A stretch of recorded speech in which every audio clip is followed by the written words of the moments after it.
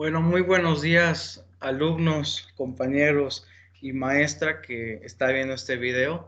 Les voy a presentar lo que sería siendo mi proyecto sobre el tema de electricidad,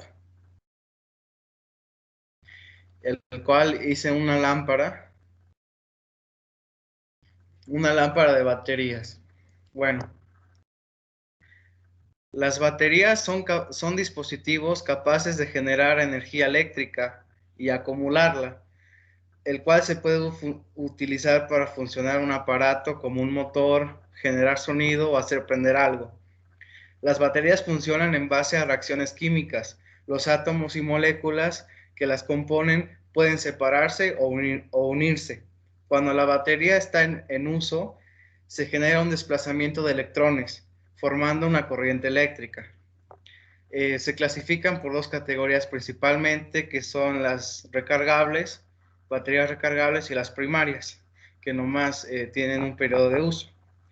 Están mayormente conformadas por el zinc y el cobre, y son, además, tienen en el cilindro de la pila, en la parte superior e inferior, tienen una celda galvánica, electroquímica, capaz de generar corriente eléctrica mediante una serie de reacciones químicas, como la ya conocida llamada reacción redox, en la cual uno o más electrones se transfieren entre los reactivos, provocando un cambio en sus estados de oxidación. Dependiendo de los materiales y tamaño que conformen la pila, es el voltaje que nos va a dar o entregar. El voltaje es una magnitud física que cuantifica la diferencia de potencial eléctrico entre dos puntos, por lo cual se produce una tensión eléctrica cuando dos puntos que tienen una diferencia de potencial se unen mediante un conductor. Se producirá un flujo de electrones.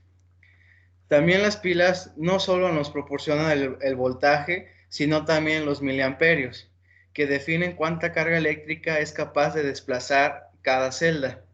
La unidad para esto es el ampere por hora, y el coulomb, que corresponde a la unidad de carga eléctrica, que es equivalente aproximadamente a 6.25 por 10 a la 8 electrones. Si por un cable se desplaza un coulomb, se produce una corriente eléctrica.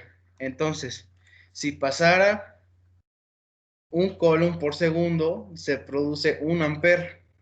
Entonces podemos decir que un ampere por hora equivale a 1000 miliamperios, y también un ampere por hora equivale a 3600 coulombs, ya que una hora equivale a 60 minutos o 3600 segundos.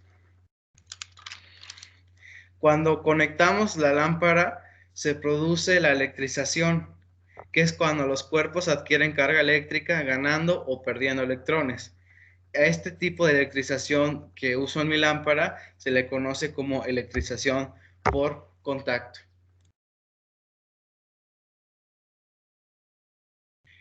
La lámpara está conformada mayormente por materiales reciclados, como dos botellas de PET, que es un tipo de plástico llamado tereftalato de polietileno, que encontramos mayormente en las bebidas. También palitos de madera, conocidos como abatelenguas, que son utilizados comúnmente en el área de medicina, por ejemplo. Aparte, también un foquito LED, cinta aislar, que ayuda a proteger el contacto del cable por corrosión, humedad, temperatura, alto voltaje, etc. También ocuparemos menos de 60 centímetros de cable eléctrico, ya sea de cobre o de aluminio, que son los que conducen más efectivamente la corriente. Y dos baterías Duracell de 1.5 volt o de AA, que estas baterías están conformadas por zinc y dióxido de magnesio, con un electrolito de hidróxido de potasio y oxidróxido de níquel en las placas de la pila. Y también vamos a soldar los cables a la batería con un cautín y un cable de estaño para permitir unir los materiales y evitar que se salgan de su lugar o puedan ser fundidos. También en lugar de baterías podemos utilizar un panel solar, que a través del desplazamiento de los electrones por las celdas solares se genera una corriente eléctrica. La circulación de energía se da en cadena y entonces toda esa energía fluye por todo el panel hasta llegar al cable que procede a prender el LED. También puede tener un inversor. El inversor lo que hace es que transforma la corriente directa a corriente alterna. En la corriente alterna es que la magnitud y el sentido varían cíclicamente. ¿Esto qué quiere decir? Bueno, quiere decir que las cargas cambian de sentido en um, en su movimiento de forma periódica. Entonces también se puede usar este tipo de paneles solares.